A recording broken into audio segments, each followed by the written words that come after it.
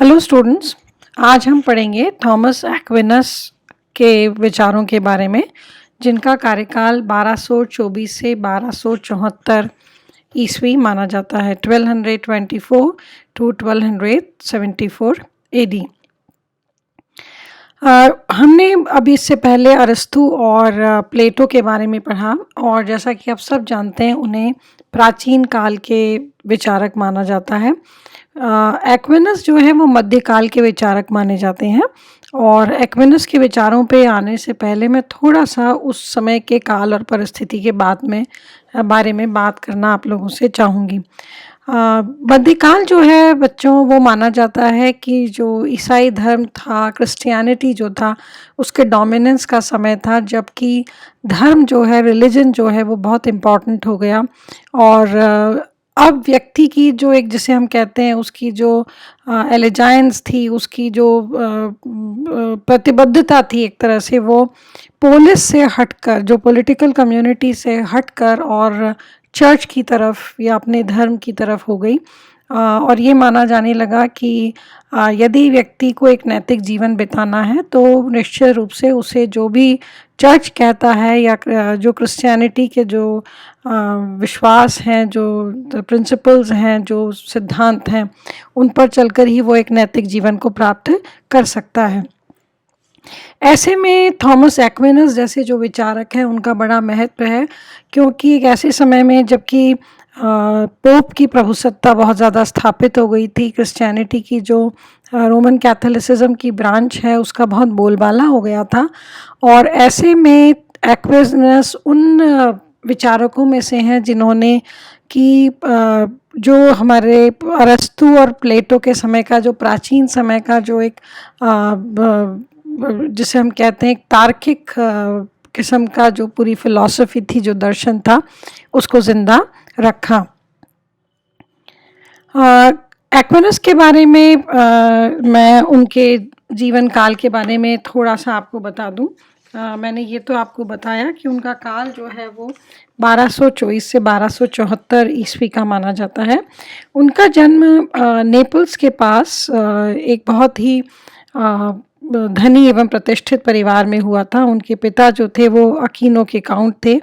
और माँ भी काउंटेस थी, और ऐसे में स्वाभाविक रूप से उनको बहुत अच्छी शिक्षा दीक्षा उनकी मिली थी।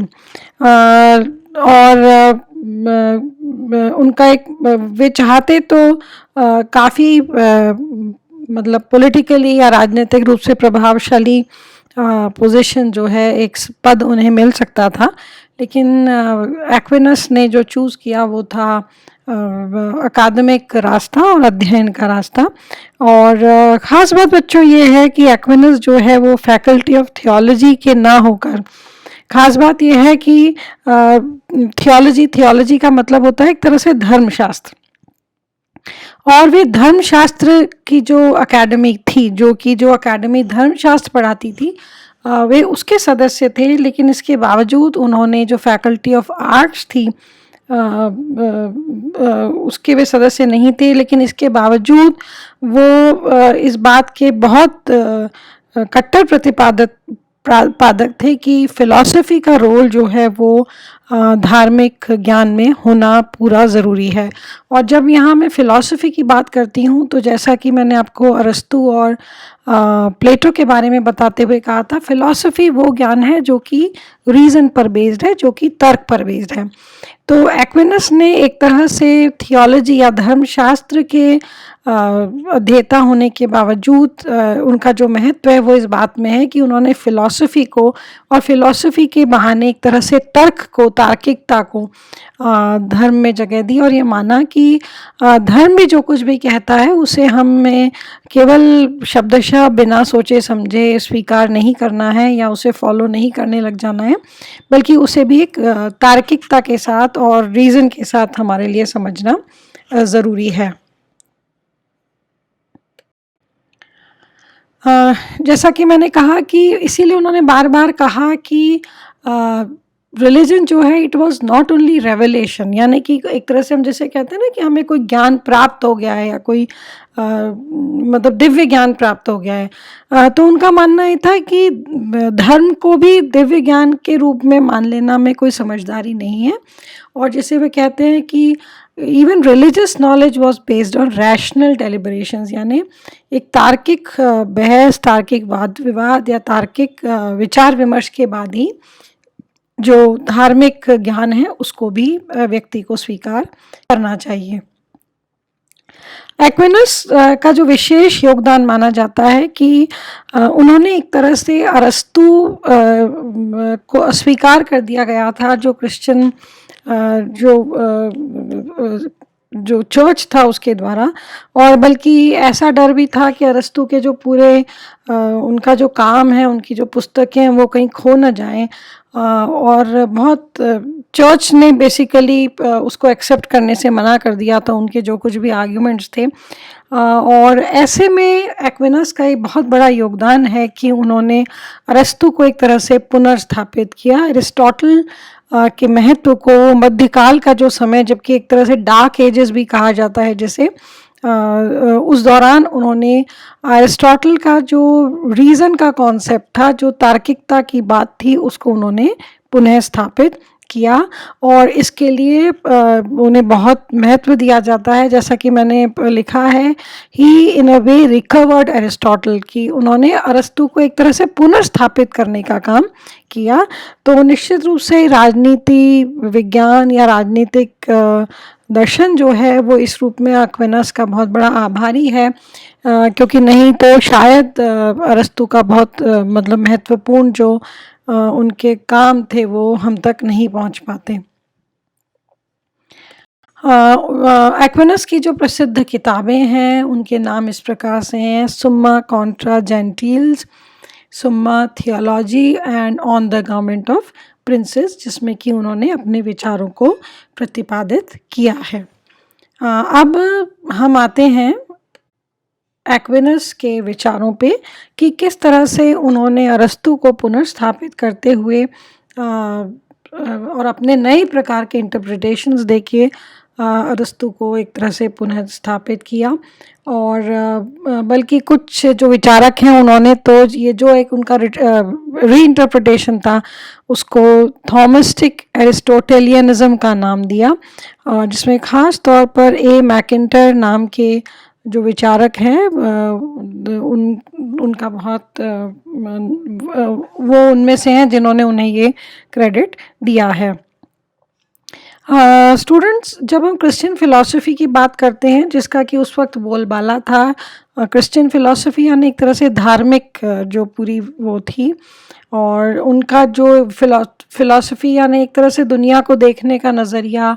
या उनके दुनिया के बारे में विचार थे, उसमें वे मानते थे कि पॉलिटिक्स और गवर्नमेंट जो है वो तो व्यक्ति के पापों का फल है। पॉलिटिक्स कोई अच्छी चीज़ नहीं है और